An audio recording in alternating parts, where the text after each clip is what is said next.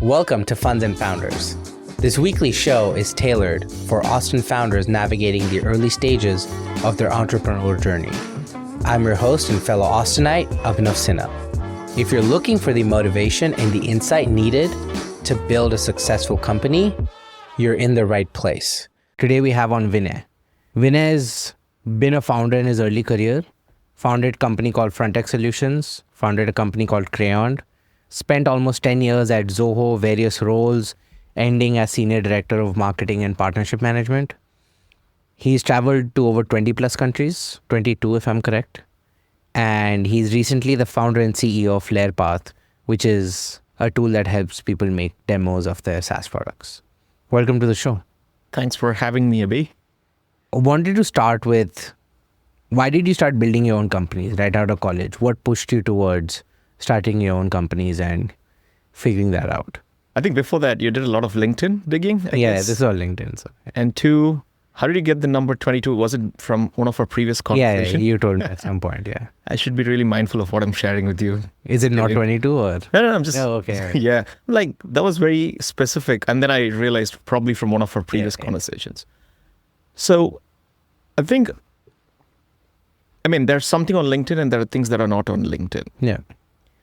And I want to quickly I was chatting to this firm called Unshackled Ventures, really interesting VC firm. Immigration oriented, right? They've fund immigrant founders. Yeah. So they're not immigration. Yeah, but like they have that take. That's yeah. They focus on supporting immigrant founders. One of the first questions they ask, very, very different from most of the VCs.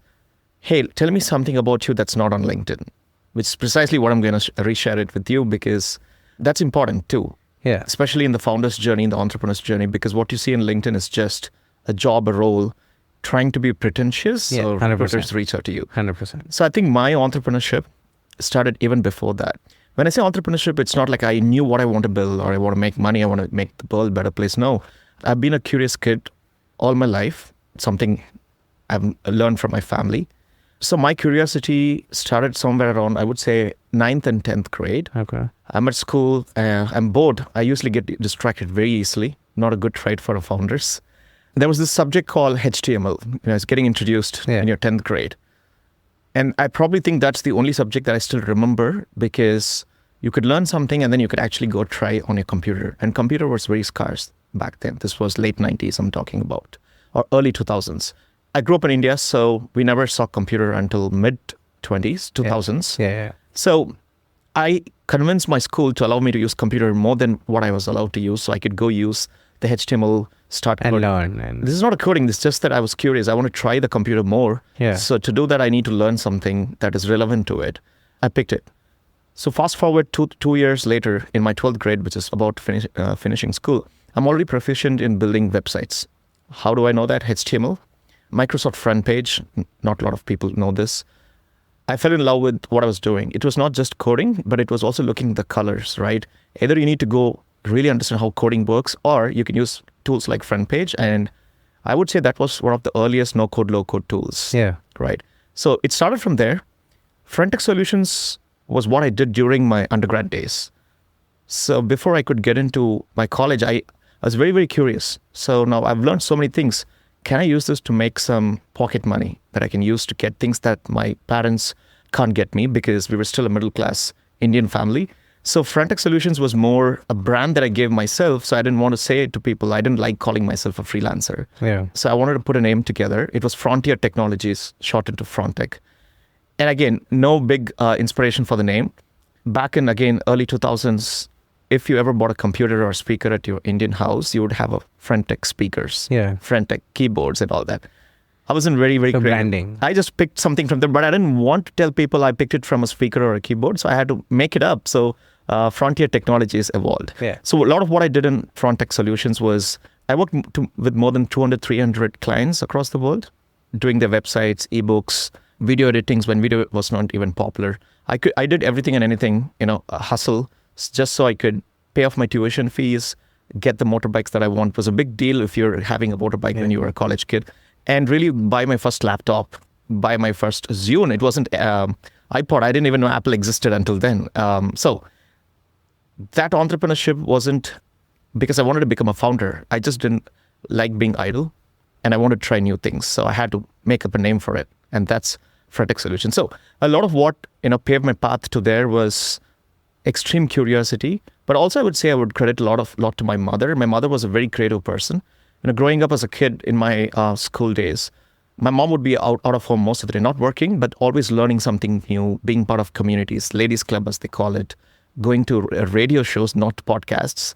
And every weekend I'll be excited because she'll either create a new food, create a new art, or she'll be practicing public speaking. Maybe a little bit of inspiration from her, combined with my curiosity, is what led me to the entrepreneurship land. As simple as that.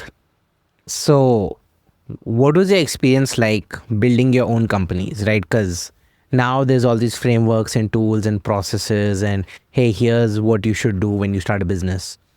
When you started your companies, there wasn't really a lot of content out there on, hey, here's your go-to plan for starting an agency. Here's your go-to plan for building another digital marketing platform. How did you tackle those? How did you go about those situations? A lot of the answers today is morphed in a way to, really hide what happened before. Entrepreneurship existed throughout, I think, mankind. I don't know if I picked up frameworks or processes. I just looked up to people, and you didn't have access to people, but you had to find them. And the way to find them is to be part of a community. We talk a lot about community-led growth, community-led this, entrepreneurship community. Community also existed for as long as I've known. And one of the ways I've learned so many things and thrived at what I did eventually, I would credit more than 50% of that to community. So as a college kid, besides sitting at home, building websites, designing brochures and all that, I would constantly look for events happening in Chennai, the city I grew up in. And Chennai, even though it's a very conservative city in India, South India, we were also progressive because we had a lot of tech hubs being built. And because of that, there were geeks meeting, and there were also other entrepreneurs meeting. If you look into, again, a little bit of history, clubs like Rotary Club, Lions Club, there are many, many other clubs. They may not talk a lot of tech, but they all come together. Hey, I'm building this business. You're building this business. How do we help each other? Yeah. And what works for you? What doesn't work for me? And they all, I think the core focus of any clubs that I've come to know is about bringing people together who are passionate about building businesses and let them learn from each other. So the tech also had those micro communities. It's just that finding them was very hard because we never had meetup.com, Eventbrite, Luma, you call it Partyful. So the hustle was already there for me. I was constantly searching. TIE was one of the earliest conferences or events or meetups I've been to. TIE stands for the Indus Entrepreneur. Yeah. I knew another person called Vijay Anand. I met him at a couple of random places when I was searching for such events. So a lot of my thinking around how to build a company came from being at the event. And even when I started my first business in 2010, 30% of my time, I gave it back to the community. What that means is whoever I recruited, they get to spend more time with the community that is relevant for them. And I kept spending more time with entrepreneurs, meeting at various events. Some of them were very programmed, it's okay. But those are the places you can actually meet people. So you ask them questions, you learn some from them. And I would say the remaining 50% is trial and error. Yeah. Because I didn't jump into my first business building knowing what to do. Figuring out what to do. If you have to highlight one key takeaway from building those two companies, what would you say was one major learning that you keep with you today? Learning can be both good and bad, but I like to keep good because it keeps you moving forward. I personally believe for any business, be it startup, scale-up, bootstrapped, or non-tech, for example, people matter. The first few people matter. The founding team matters. One of the things I enjoyed doing besides community building the actual business was actually talking to people and inspiring them. Maybe some influence was definitely there, but inspiring them to be part of the journey. Because even if you miss that initially, you need them eventually. When you inspire people to join what you're doing, you don't have to worry too much about, are they going to leave me? Are they being loyal to me? I think what I've learned is the outcome is immaterial, but what matters is, are you enjoying building something that you like? And are you building with people who you like and people who like you? So one of the biggest takeaways, and I still continue to learn that, is how do you inspire people to come and join a journey when you don't have money? Probably sometimes you don't have the idea or the clear vision or the conviction. VCs might not come to you. That's okay because they're all business people. right? But as a founder, I think one of the key things you need to have is to inspire other people, not just to join you, but eventually need a level of inspiration in you, which you can exhibit. So you can convince your first investor, your first employee, and your first customer. I think they come because they find you or what you do inspiring more than what the product actually does. So this is my biggest learning from First and my current company. Have you heard of Start With Why by Simon Sinek? I've heard and I've listened to the audible version of that. I have. Because I'm a couple chapters in, but a lot of what he talks about is how to inspire and lead and how to build a brand, a vision outside of like, hey, I'm going to go do this, right? So a lot of that book is about that. Going back to your journey, why did you go to Zoho after building 2 companies? Why go the corporate 9 to 5 route? Or I don't know how early you were at Zoho. You were relatively earlier at joining Zoho. But why go down that path? And why stay there for 10 years? There's a long and short answer. What do you want? Long, we can go long. I'll start with the short. Maybe we can pick specifics to explain out. So remember the first startup I did in 2010? Inspired people, joined in. But everybody has, I think, a limit. And we all should have a limit. And setting a limit helps you focus. Because when things don't work, you need to be ready to move on. Yeah. Something I learned from my employees, because they came for me, they stayed with me for what I was doing. But eventually, they also want to go and explore a lot of things. So a lot of my early employees, the first 2-3 employees, 3 years later, which according to me is a long time back in 2010, eventually wanted to move on, mostly for better pay. Because bootstrapping is fun, but then it's fun for you as a founder, not for employees. Employee, they have their own challenges, priorities. They also want to explore life. So a lot of people kept going to Zoho because I was noticing that. Second, remember the meetups that I was hanging out in early 2000s during my undergrad days? I used to go to a couple of events. I would see a random notebook who were mostly sponsored logo. What the hell is this cubes and colors? Is this like Play School or something? I checked in with one of the other volunteers. Hey, what is this? What is this colors, logos? They said it's a company. It's a tech company based in Chennai. The first time I heard Zoho was back in 2004 and 5, but they've existed since 1996. 2005 is when they launched the brand Zoho. So I still think I was one of the first few persons knowing them. But when I joined them, I also kept myself a limit. I started my first startup when I was 23. I think it was still young back then. I gave myself 4 years time. And if I can't get what I want, and if I can't get the company to where I want it to be, I made up my mind to know that it is okay to move on. Yeah. And I moved on. And when I knew I wanted to move on, I didn't want to jump into doing another startup. Okay, a lot of my early employees moved to Zoho. I've known Zoho for a while. They are a very different way of building a business. Maybe there's something for me to learn. So my initial version, or at least initial thinking, was to go there for just a year or two, learn how to build products, because my first business was services. I just couldn't get into doing products. Yeah. That was one of the another reasons why I was really, really getting tiring, because services is fun, but product is more fun, I guess. So I knew I wanted to go to Zoho. It was supposed to be a year or two. But I think Zoho was never a corporate. They're still a startup, but yes, in some form, you can call them a corporate because you kind of do the same grind over and over again. But Zoho was definitely a different experience. There are two versions of any corporate life. Either you become comfortable or you become complacent. I thought I became more comfortable because I liked what I saw there. I liked what I learned. And for the first time, getting paid, a paycheck hitting your bank account, it gives you a different feeling, because until then, I never was in a proper full-time, long-time job. So the pay was good. Meeting people was good. A lot of what I wanted to do in my startup, I could do it now with a lot more resources, a lot more money. And I would call Zoho as more like the entrepreneurship, right? They let you do whatever you want inside the company. One of the reasons I stayed for 10 years was 3 things. I will keep it simple. Entrepreneurship. They always gave an opportunity for me to go figure things out, but it was always about solving something for Zoho, which is still fine. As long as I could exhibit my curiosity, my chase to something, I was happy. 2, the financial security definitely helped me to sit back, enjoy the ride. 3, one of the things I even liked as part of my job was to travel for Zoho, represent Zoho in different countries. When all the 3 things that you eventually want to do in your life is given to you, a lot of people call corporate because you get the pay, but not anything else. For me, I got the pay. I got sort of a purpose, but I was also enjoying my time. So there was no reason for me to really leave Zoho, and probably why I never thought of leaving for the next 9 to 10 years.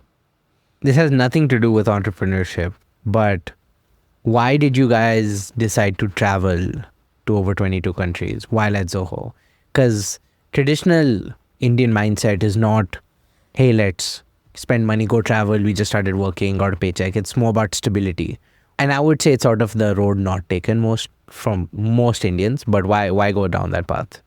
I think I was the crazy guy from my early days, always wanting to do things, not because I wanted to prove the world I can do things that not others have done.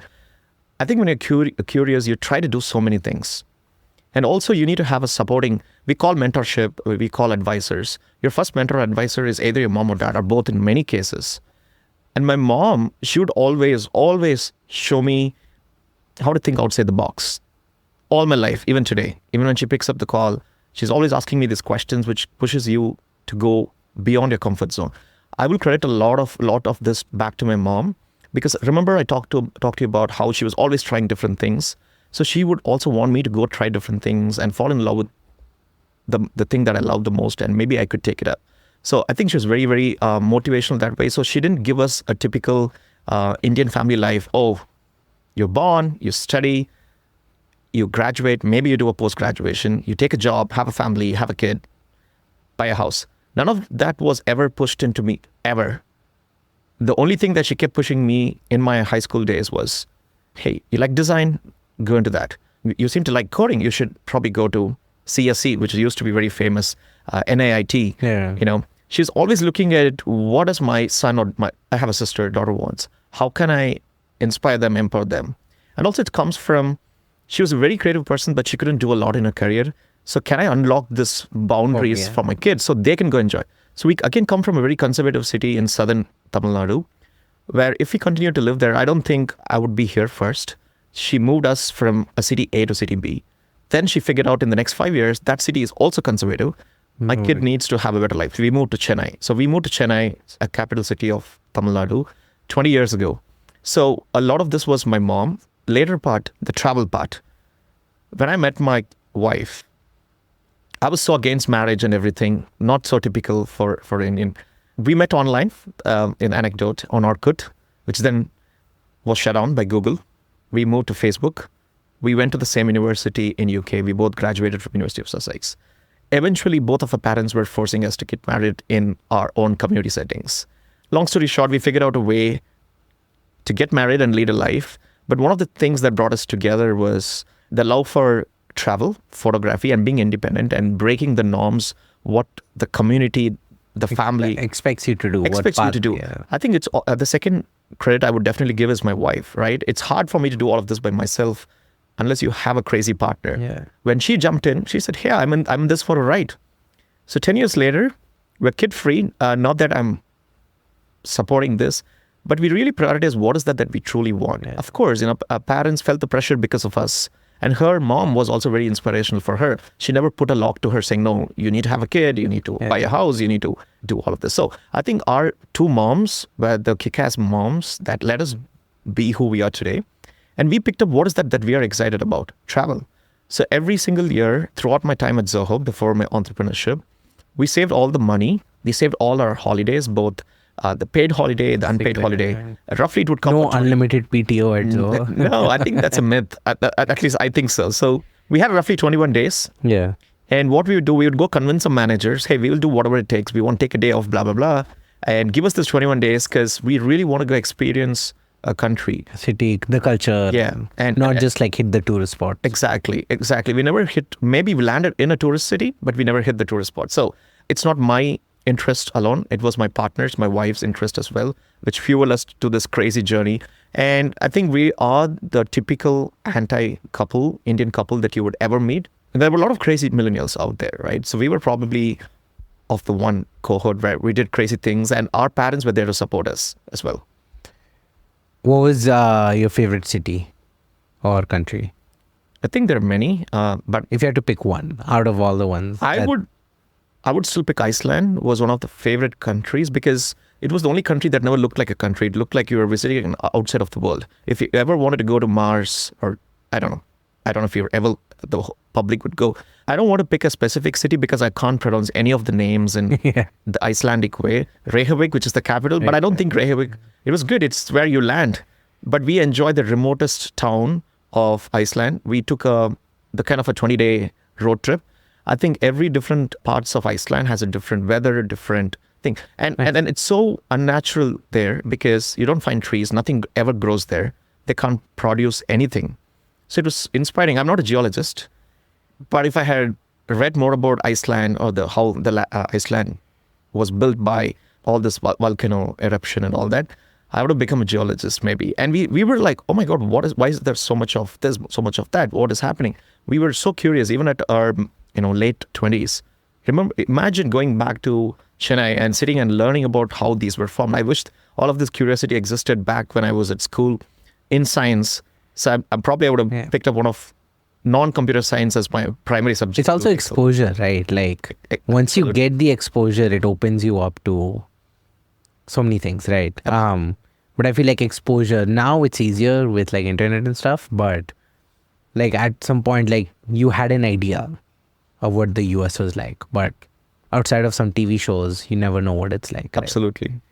After Zoho, you decided to leave, and there's a small gap, but you started Layerpath a couple years, like a year and a half ago, right? Why did you decide to jump into entrepreneurship again? Having seen some side of it before, what brought you back to it? Why, let's go figure this out? First, I never gave up on entrepreneurship. It's just that I got too comfortable, like I mentioned. And I think everything that I did at Zoho was almost like building a startup internally. The exit for me was moving to a country that I always wanted to move, which is United States. I moved here in March 2020, 2 weeks before the pandemic started.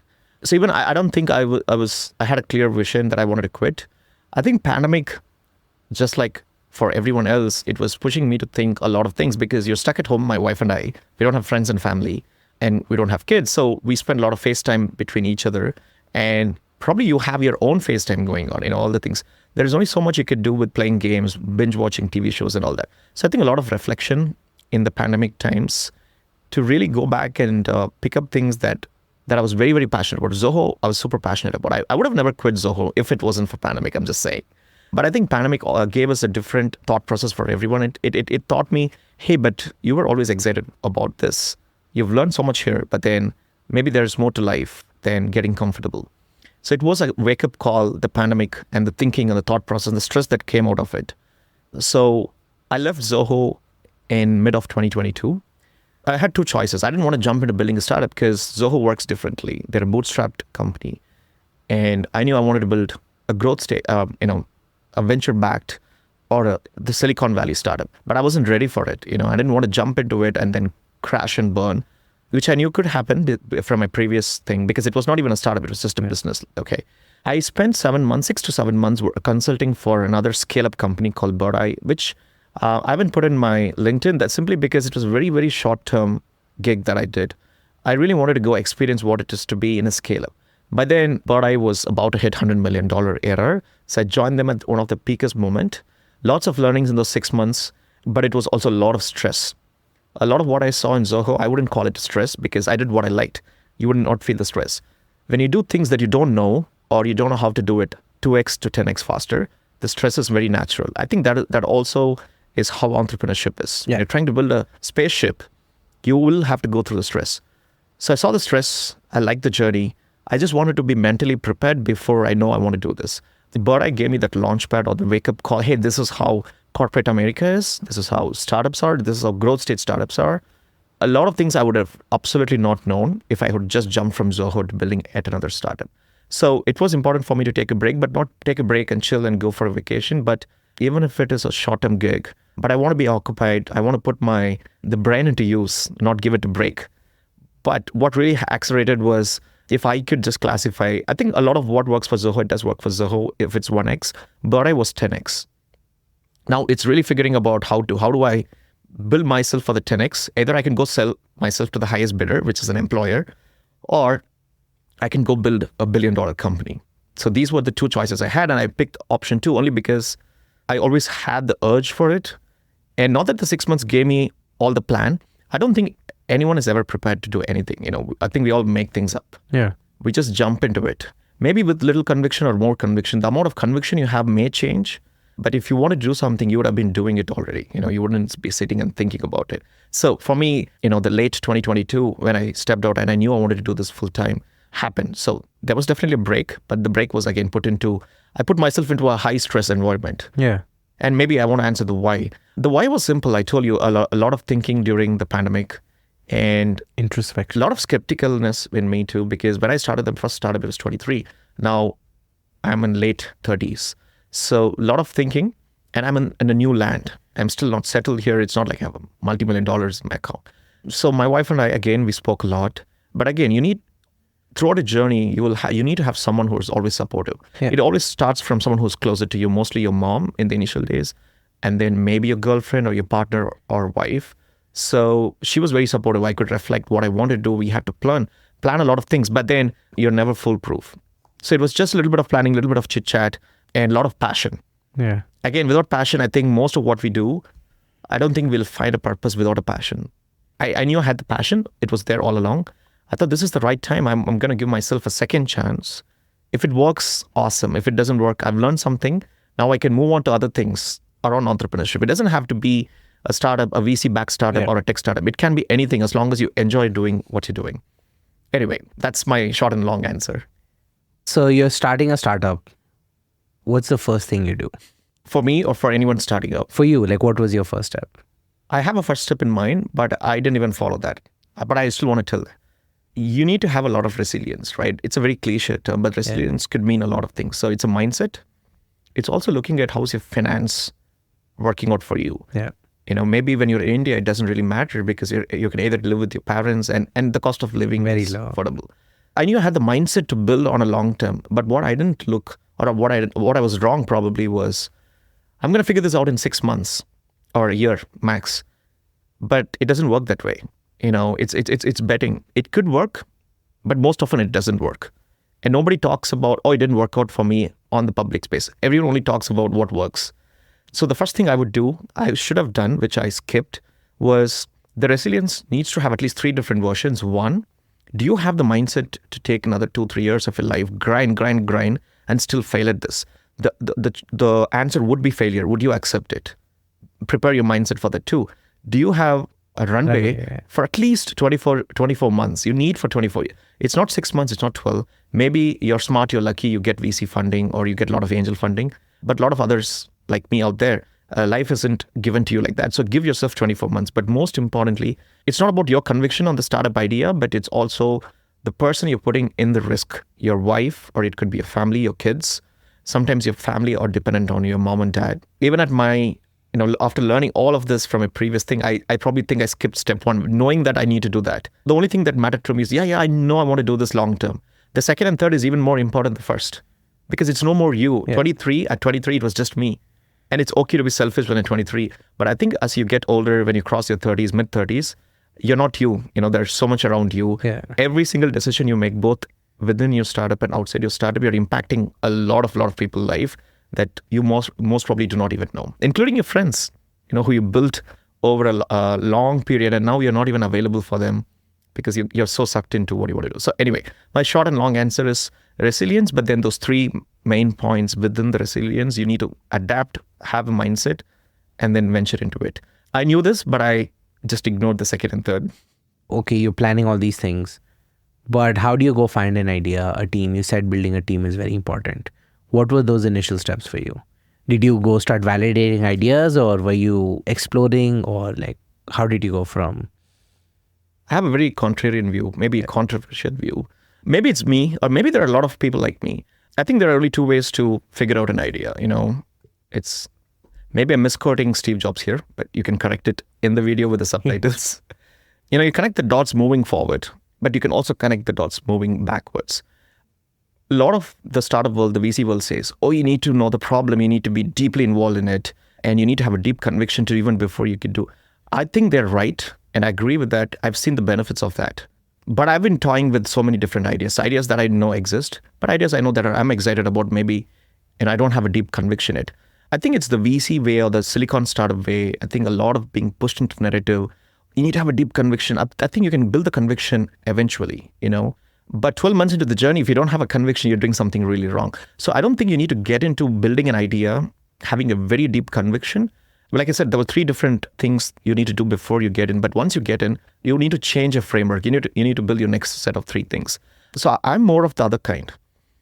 So the kind of product I'm building today, Layerpath with interactive product demo, it was exciting because I thought, hey, why are people struggling to do this? Shouldn't there be a better way, right? I'm not saying that is a wrong way. I didn't have a deep conviction getting into the idea or the problem space, but I built it over the last 8-9 months. And it's totally okay.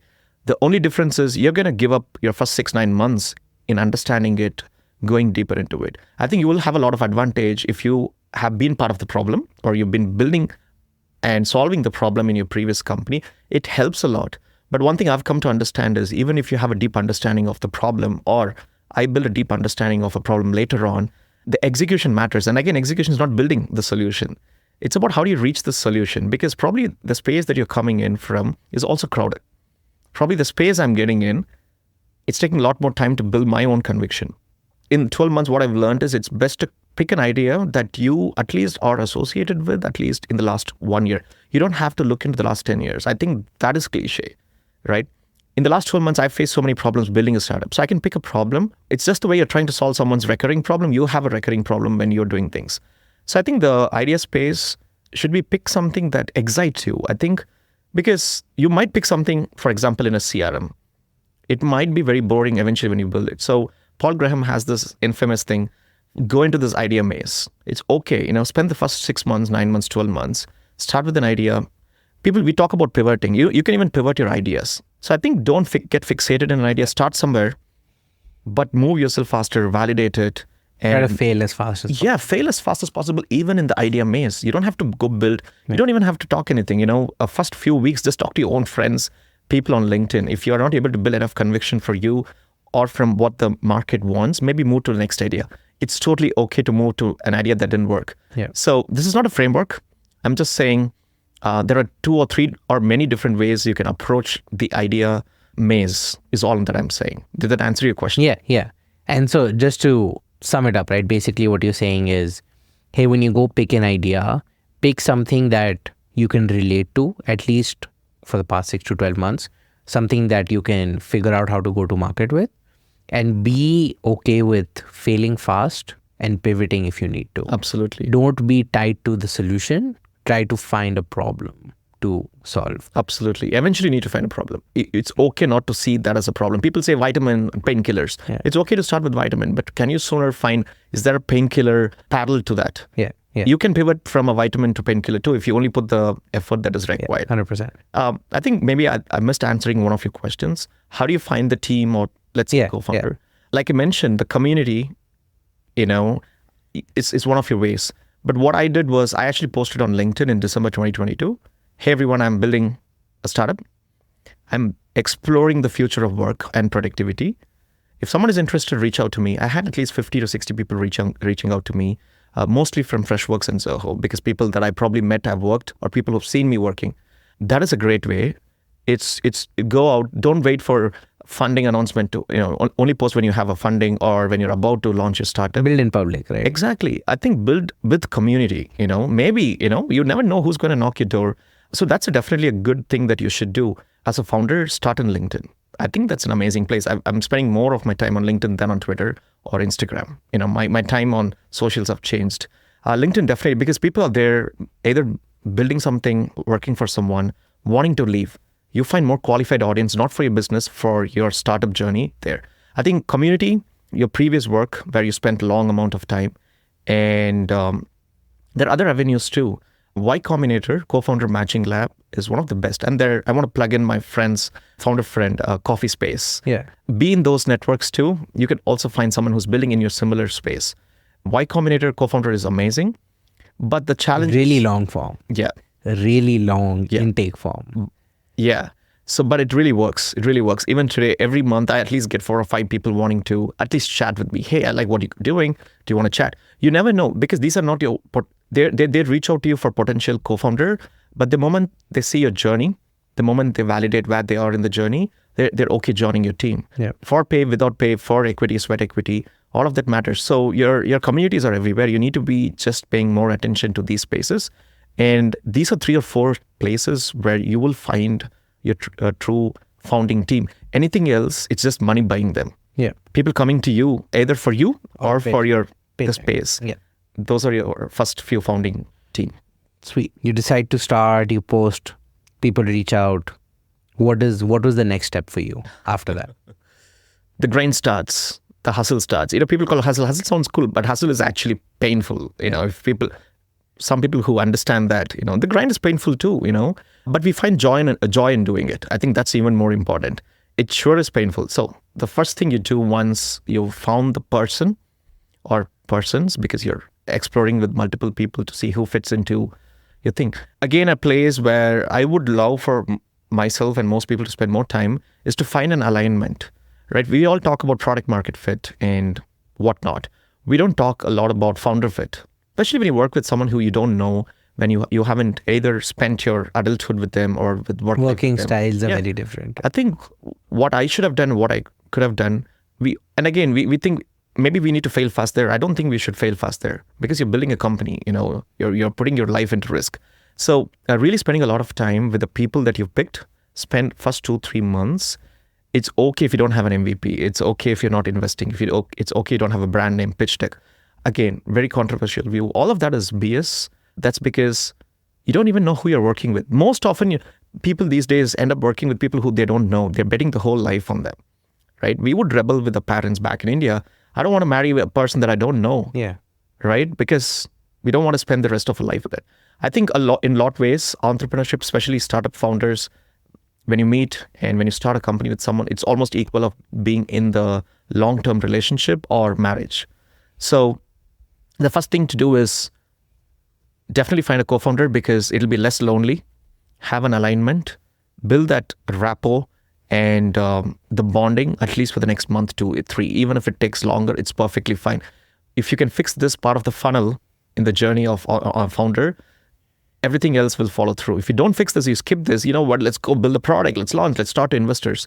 The pressure and the expectations will come and mess up at a later point of time. 100%. So that's one of the main things I would say. Spend more time finding a great founder, but also make sure you're halfway through the founder fit before taking bold, big decisions. So you're finding your team, you finalize one of your co-founders, CTO in India. Did you choose anyone else in the initial smaller team or? Even before finding my current co-founder from India, I had a preference. I wanted to work with someone in the same time zone that I am because I want to meet them in person. I'm more like an in-person thing. Yeah. Remote is I would say it's a forced choice. I would rather... I don't like remote. Yeah, neither do I. Maybe our generation spent a lot of time seeing people face to face before the whole social media came in. So I prioritized looking for founders in the US or Canada for that matter. In the same time zone. I knew I was good at certain things. I was looking for complementary skills along with the mindset. All of those times that I gave myself, it just didn't work because they were way far ahead in an idea, more fixated in the idea. I was okay to join someone else's idea. It was not like I wanted to build what I wanted to build. I'm okay to build someone else's idea, but I want them to be more flexible, answer my questions and all that. Anyway, so this person that I surrounded, my co-founder that I eventually picked and was just because of his persistence and his curiosity, a lot of what I seen me, I saw in him. And I think that is very important for a founder. And the time zone, he made it feel like the time zone didn't matter. I know it didn't matter when we were building a company, but he would come on late night calls, spend 4 or 5 hours, even when he was in a job, just so we can have more discussions. He gave at least 2-3 months of his career, 8 to 10 hours working for the job, 3 to 4 hours actually giving back to me when we were building our co-founder relationship. First, you find a co-founder because you need the base, the anchor. Without that, hiring people is a bad thing. And the founders should do most of every single thing in the first 6 months. I don't think anybody should hire people unless they figure out the GTM or they figured out selling motion. Then it's okay to hire. But I think the first 3 to 6 months, like I mentioned, build the founder fit. Think long term. If you want to crash and burn, which is okay, I think in Silicon Valley culture, people want to try something in 3 months. If it doesn't work, they want to move on. People even do that in 2 to 3 weeks. But we gave ourselves the time, 3 months, to be very comfortable because we're still getting to know each other. Time zone, expectations. Most goals for most founders are the same. They want to build. They want to have autonomy. But your version of autonomy, my version of autonomy are entirely different. My version of building a startup or Very different. very different. Also It's- outcomes, right? Like the what outcomes. outcome do you want? What outcome do they want? So I think I did definitely spend a lot of time, making sure those are taken care. But I could have done more. What was that answer to you? I was just thinking, you were up on the day we're recording this, you're up till 6 a.m. before coming here. So it's funny that you were looking for time zone, but now you're also spending, Inevitable. you're spending all night with your team in India, which I think is part of the journey, right? And also, I don't think it was someone forced you to like pull an all-nighter with the team. It was also you're like, hey, we need to get XYZ done, whatever, right? So Talking about that, before we started, I wanted to actually say, hey, is there some kind of a filter you can apply so my face doesn't look puffed up? Because like you mentioned, I slept at 6, woke up at 10:30 because you called me, and I was here in 20 minutes. I didn't want to give up on this because I think entrepreneurship teaches you that. It's okay, go and fix it. You screwed it up, go fix it. This week was very, very hectic. I was at a conference. I wasn't available for the team. And Friday is the weekend, right? The morning time is their evening time. So I really had to stretch the Thursday nights. I wanted to wrap it up by 2 or 3, but being there for your team matters too. It's not just for your co-founders. The early stage team, I think they look up a lot to you. you have to lead, right? You have to lead. And one way of leading is being with there. And it's okay if you're burning out. But ultimately, they're going to build the confidence from there on. But most often it's also because I enjoy doing what I do. It's pain, but you still enjoy it. Yeah. I think that was that moment. Yeah. You're in the journey, you finalize a team. Okay, you have an idea of like what you want to try building out. I know we've talked about this in person, but you spent a lot of time trying to raise money as well. Why go down that path? Why go raise? And I think we've talked about this. I think you spent a lot more time and energy trying to raise than you would recommend, or you would like if you had to go back and redo that. So let's talk about that for a little bit. Absolutely. I'm very passionate about that because this is at least the top 3 suggestions I give when I meet another early stage founder is on, hey, how do you manage this? I mean, how you manage is yours, but how not to do things is what we can do. The initial version was, I came from Zoho School of Thinking, bootstrapped.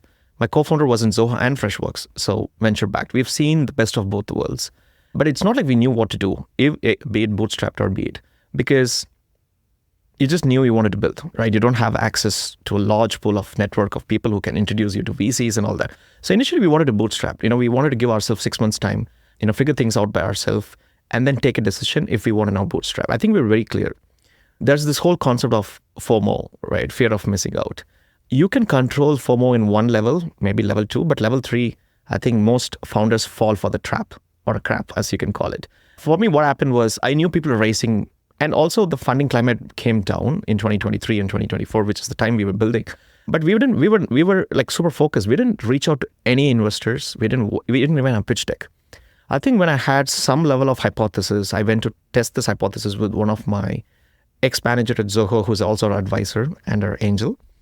I reached out to him asking, hey, what do you think of this? The first thing he recommended is, hey, are you raising? I said, no, we're going to take another 6 months, figure things out. I think he gave a good advice. He said, remember the runway thing I was talking about? Yeah. 6 months is already gone into your life. And I have a runway for another 6 months. Yeah. That's an important thing, We don't think about it, We think we'll figure things out in 6 months. It doesn't. The best advice he gave was, I know you don't need money, but you're not going to figure things out in the next 6 months. A, because you're a first-time founder, which I have to accept, even though I've been a founder once, but that was different kind of founder. Different kind of a founder. B, 6 months has gone. You're still figuring things out. You might need more time.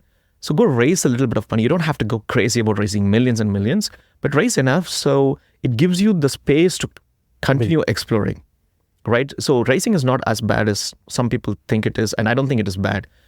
When to raise, what to raise is more important than how. Should I raise? Yeah, should I raise, right? Anyway, so that was one part of it. Okay, I didn't think of that. So he introduced me to a couple of folks. Until then, we didn't have a deck. We didn't have a clue. We didn't even know what valuation meant. We didn't know what safe meant. We didn't know what cap, discounts, none of that. Why I say this is Have you read Venture Deals? No, I haven't. You know the book? You know what I'm talking about? Or? I heard of it, but I haven't. I'm not. Okay, by the way, I'm not a book person. If I like a book, I search for that Audible version. Okay. And if it isn't more than 10 hours, I listen to it. Okay. I like to listen than actually pay attention to reading. Maybe I'm like that. Anyway, coming back to this point, because we were not planning to raise. So this thing was forced upon us in a good way. So it was almost mid of 2023. So we started thinking, okay, maybe we need to raise. We didn't know how to reach out to investors. What are you supposed to do? Besides the initial introduction that was given to us, I think I sucked at pitching as well, because this is almost everyone sucks at doing every single thing in startup until you learn how to do it better. Two, when my co-founder and I decided we'll update our LinkedIn, because he came out in May 2023. The moment we updated, oh my God, VCs, this is another thing. If you ever wonder why so many analysts or partners or VC folks add you on LinkedIn suddenly, is the moment you either add you're a founder of stealth startup or founder of any startup, mostly stealth startup. Stealth startup is a page on LinkedIn. They follow that page. They look at job changes, which like is 17,000 people who. So yeah, suddenly, once my co-founder and I updated that we're founders, I received at least 100 messages from VCs, mostly Indian VCs. And he probably received 40 VCs or more, maybe, because he also has the Freshworks tag into his profile. So I think VCs definitely want to back entrepreneurs from successful companies, Zoho and Freshworks. So a lot of my VC journey has been extremely inbound. I don't think we have ever done any outbound or outreach to any VCs yet at all. Maybe referral, yes. I don't think I've ever reached out to any VCs saying, hey, we want to pitch, except for, of course, Y Combinator, among other things. So what happens, you need to, it's a full-time role, you need to dedicate 2 to 3 months just for this. And 90 to 100% of your time should be this. If you know you're going to raise and what you raise, I think you need to have a plan and you need to execute. You're most likely going to be distracted because you're not doing anything else. So I don't think I was prepared. So I probably wasted, I wouldn't call it wasted because you still learn something out of it. It definitely drained my brain and my energy over 2 to 3 months over the last 12 months. If I put it collectively, the amount of time I've spent. Because I thought, okay, so many people are reaching out to us. It's almost like a you should take the calls. Yeah. So you don't know when to stop. But what I learned from having spoken to over 40 investors, almost 35, either said no or ghosted. Okay. And also, if you look into this 35, I did some analysis. Almost 90% of them are analysts. They're just looking for deal flow. They just want to talk to you. Maybe they're serious, or they just want to, fill in their quota. Hey, I spoke to 10 founders this week. Maybe. Anyway, no offense to them, but then you don't understand why people don't respond to you. But then eventually go back and figure things out. Oh, okay. So probably they were speaking to 20 other founders, and it's perfectly fine. So anyway, that happened. 5 or 6 VCs asked us really good questions, which probably we didn't have answer or we didn't have stronger conviction. So it allowed me to go back and revisit. My actual conviction started building. Finding customers is going to be hard because you're still doing it. But when you find good VCs or VC firms, they ask you good questions, but they also give you good anecdote. They also give you their understanding of the category that you're operating, which you will eventually learn. But these are some great things. So I built some good relationship with VCs, even though I've never raised money from them. You could also do that. Again, this was on the later part. So my advice, again, what I learned is you should be raising. But before raising, you need to also have a deeper conviction on where you're getting in. Have some plan. You don't need to figure out everything, right? You don't need to have the best deck. You don't have to prepare, but at least you need to have the mind space that this is the time I'm going to spend over the next few months just doing this. And again, it's okay to get lots of no's before you have some quality conversations. Yeah. That's a lot of insights that I've gained by talking to at least 40 different VCs. So to sum it up, basically, be very particular about what you're raising and when you want to close by. Make sure you're not wasting too much time in VC calls, analyst calls, and absorb as much as you can, right? I think one thing I learned from a founder we know here is always go with a set of questions and try to get their perspective on this set of questions. And every call you have, you should refine your questions, your understanding, and your answers, because you're getting input and incremental input. Absolutely. Right? Just to recap on 3 things. So I talked to you about being prepared, right? The runway matters because the runway really dictates when you should be reaching out, because you don't want to prematurely start talking to investor because it's going to suck up 2-3 months, which I still think is better spent talking to customers. But the only time you should prioritize spending 3-6 months doing customer discovery, you have a runway for the next 24 months.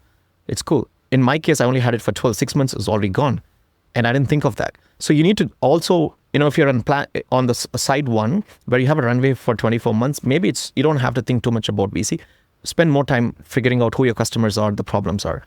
But if your runway is limited, you should start thinking about it. But then preparedness is important, but in the preparedness thing, one thing I really want to, at least I'm learning, is by taking the money, what milestone I'm going to unlock.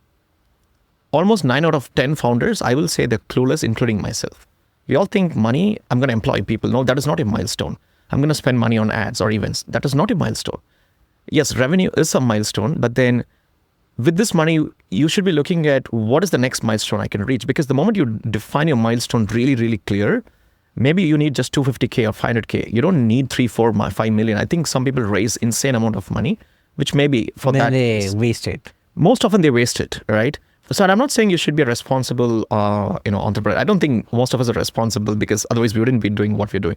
But this is one thing I learned, have a clear milestone. If maybe, my milestone is I want to reach $10,000 monthly recurring revenue. And if I do ABCD, I'll get there. And to do that ABCD, I need this money because money buys your time. Simple as that, right? Otherwise, I'm going to waste the next 6 months trying to do 10 different things, which YC often calls do things that don't scale. You will do it, but eventually you'll burn and most probably die. Yeah. But at the end of it, if you have some capital, it's going to save your journey. Yeah. So that I think the milestone and having milestone metrics and a framework to achieve it will help you talk with conviction to VCs, right? VCs are not always, I don't think all VCs want to know, what are you solving? How big is the TAM? But they also like the conviction of a founder. They're very clear on what they want to do next with this money. 10K, 100K, 1 million. Yeah, of course, you're going to attract VCs based on what they're excited about. 10K isn't going to excite any VCs. 100K maybe. 1 million now you're talking about, right? So, and you don't have to align those milestones for VCs. It should be for you, your founder, and maybe your founding team. Because the sustainability of your startup's journey, is more important than trying to impress a tier 1 VC firm. And again, a lot of lessons that I've learned over the last 6 to 9 months of talking to VCs and falling into the FOMO. I hope that helped. Yeah. One thing I wanted to cover is you made a post recently about you not being very active. You were feeling a little burnt out. What does burnt out mean for you? And why did it get to that point? I'll be very honest on this again. Silly thing. There's this famous quote, stupidity is doing things different ways and expecting the same result or something like that, right? You want the same, you will do the same thing over and over and over again, but expect different results. Success coming in different ways. That's part of the burnout. Because we all get fixated on one thing or the other as founders. Oh, I need to make the product better. I need to make my pitch deck better. I suck at pitching. I need to do things. So the burnout can be many things for many people. My specific burnout at that point was I was trying to do many, many things because spray and pray. Spray and pray again works in different ways. You want to win. So what do? You want to increase your odds of winning. What do you do to increase your odds of winning? Try so many different things. When you try so many different things, you are expected to burn out because there's no focus. If I had to put 5 key things that I've learned in the last 12 months, most of the points are cliche, but the depth of where you go with that is more important. Focus. Yeah, it's okay to do 5, 10, 20 things in this first 6 months, maybe 9 months. But if you're doing 10, 12 things, even after 12 months, something is definitely wrong. A, you lack focus. B, you're still burning out, trying different things, expecting same result. Maybe something is definitely wrong. I think the burnout happens because the intended output or the outcome isn't happening and you're getting so mad at you. It's probably at your co-founder and your founding team. And that burns you out internally, mentally, mentally, these questions keep coming to your head. What the hell am I doing wrong? Why is this not happening? Why is my co-founder like that? You probably, divert all your anger, your anxiousness, most often towards your co-founder, which is a bad thing, and your founding team, the pressure. Because you suddenly think they're your problem. Most often, as a CEO of the company, most often you're the problem because your job is to help your company stay focused, nothing else. The CEO is just a glorified role, I think, in the early stage startup. Until you're like 5, 10 million, there is no need of CEO. You need to be a chief focus officer. Yeah, I like that. I like that. Cool. I like ending with a couple quick questions. So rapid fire. Sure. What's your tech stack? How are you running your startup right now? I could have brought in my co-founder, but that's okay. I learned from him too. We are completely, it's built on Vercel, serverless computing. Yeah. Amazing startup. They just raised another Series C or D round, which just went out. And the founder is freaking amazing, Vercel. Our database is serverless again, Supabase. Very lightweight, very thin. I learned... It's been making the rounds recently. Yeah, it's been making the rounds. A little bit of AWS just on... And when I say tech stack, I also mean startup stack. So like Notion, Google, Yeah, ClickUp, yeah, like the whole, give me the whole. Yeah, so we're very lean, by the way. Probably we just use 3 or 4 stack for the tech, and that's about it. Like I've already told you 3 things of that. I use Notion, organizing my thoughts. I used to use Crayon'd, which was acquired by Notion. It's my go-to calendar. One of the best things I look into it because it's integrated deep into my desktop, my phone. I rely more on Crayon'd, which is now Notion Calendar, than any other things. I always use Google Calendar as Plan B, Apple Calendar as Plan 3. All these 3 calendars are integrated. For a founder and for most founders, I think your time management is the key. So that's I want to make a joke, but go ahead. No, you were late, but no, I'm just joking. You're absolutely right. See, with all this planning, you still screw up. Yeah. But Notion, Slack, Google Workspace, Figma, very small stack. But most of these stack, these startups are also generous to give you most of this product for free. Yeah. Very few charge for it. So again, on the tech, it's like 4 or 5. On the non-tech, it's 4 or 5. Keep it minimal helps because otherwise you're still wasting too much of time navigating between apps to apps to apps to apps to apps. Like Google Meet to Slack. Slack has a huddle. Why do Google Meet? Cut it off. Cut the distraction. Cut the cord. So yeah, it's very lean, just those 8 different apps that I talked about. What would you say is your support system? Community. It might sound cliche. The burnout and all that. You wouldn't believe I had more than 10 people reaching out, including yourself, asking me if I'm okay, if I wanted to talk. And people that I didn't know. On LinkedIn, I had 5 messages. And people had my WhatsApp number from a group, reached out to me. And people came to the conference and again checked in with me. Not because they checked in with me, I want the community, because I spend more time on the community than on anything else besides my startup. It's because you find your tribe, your inner circle. Besides your family, friends, they will always be there for you. You need to find your inner circle. So I think my inner circle is my community of people that I hang out with, including yourself. So that's one of the most biggest supporting pillars. What are 3 resources that you'd recommend to folks listening? Resources? Anything. Books, podcasts, audiobooks. I'm a big fan of audio things. So podcast for sure. Any particular ones? Yeah. I'm going to say, again, a couple of things that... Outside of this, of course. Yeah. You should definitely check his podcast. Lenny's podcast? Yeah. I don't listen to all of his, but then when some of it resonates, I do. Yeah. But that's the good thing about it, right? Sometimes I don't have the time to listen to 2-3 hours. So I look into the newsletter, skim through, because the newsletter is the condensed version of the podcast. Then it motivates me to go back to the podcast. I think Lenny's podcast, not an active listener, but there's wealth of information. I always thought initially it was Y Combinator's videos. I was obsessed about in the first 6 months, but now I've pivoted to Lenny's because Lenny's are very current, because you need to know what's happening right now. Topical. And very topical. How did Notion do community? Like they're very topical. So like if you're on that path, I think they're a good. I started with Y Combinator. I spent a lot of time watching all their startup videos. Now it's Lenny's, all in podcast, because I also want to know what's happening across the world, because all in podcast brings in a lot of collective views into one. You might be looking at OpenAI, you might be looking at other things, but then looking at how other people are thinking about that perspective, it shapes your perspective. So my YouTube subscription has probably 200. My podcast has 200. Honestly, I don't have time. But if I do have time, Lenny and All In Podcast have been my go-to. Okay. Besides, of course, yours. And I end every episode with the last question. So I ask my previous guest for a question for a future guest. So your question is, what has made you successful in your career up until this point? Have you applied a unique skill or attribute to help you succeed? And then how would you teach your success to someone you're mentoring?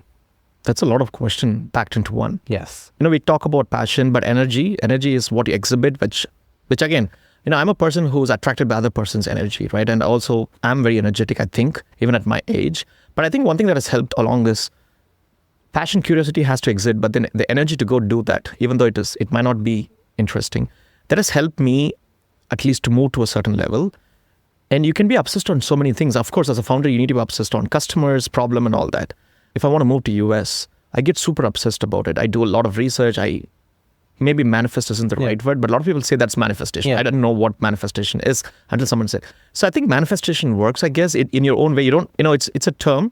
So I think a lot of energy, because as long as you want something, you need a lot of energy to get it. Yeah. Skill, talent, all of that matters. Expertise matters. But then you also need a lot of energy, a lot of passion, and a lot of obsession towards what you want and going do the grind. See, again, I'm a very different type of entrepreneur. I always think the skill set can be developed, especially in 2023, 2024.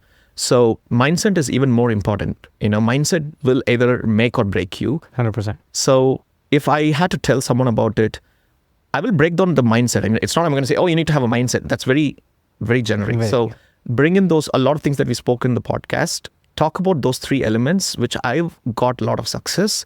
And that is something that I would absolutely share it back to them.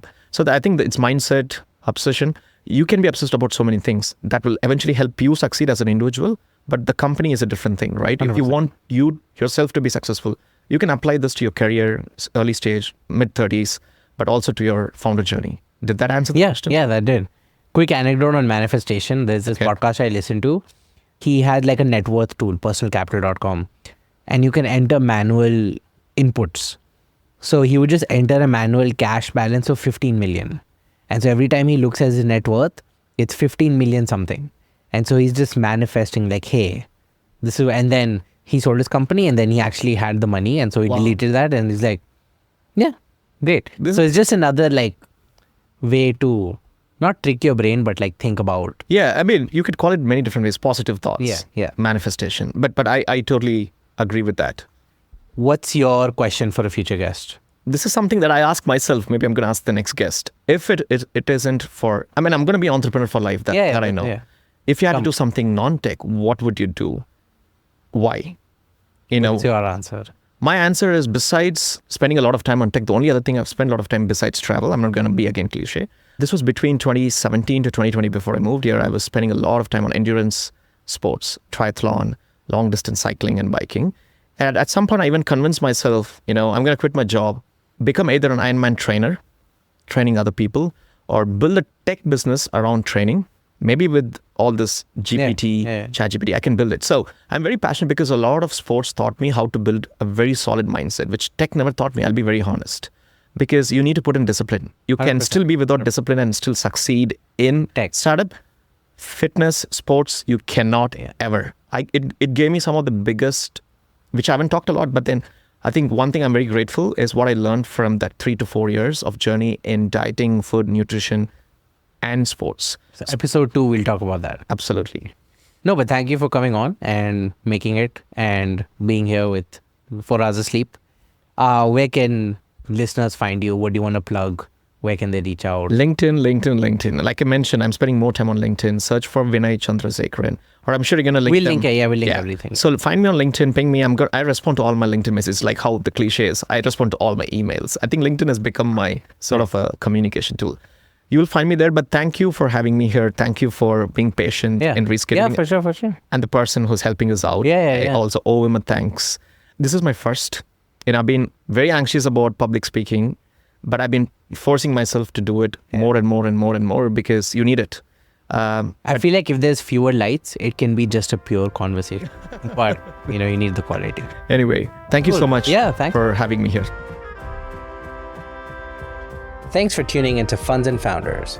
If you're a local Austin founder, a venture capitalist, or just someone who's building and in the middle of their journey and would like to be featured on an upcoming episode, submit your guest pitch to abhinavsinha.podcast@gmail.com. If you have a founder-specific event you'd like to promote on the podcast, you can also reach out to me. If you want to continue to get support through your founder journey, hit the follow button and I'll see you in the next episode.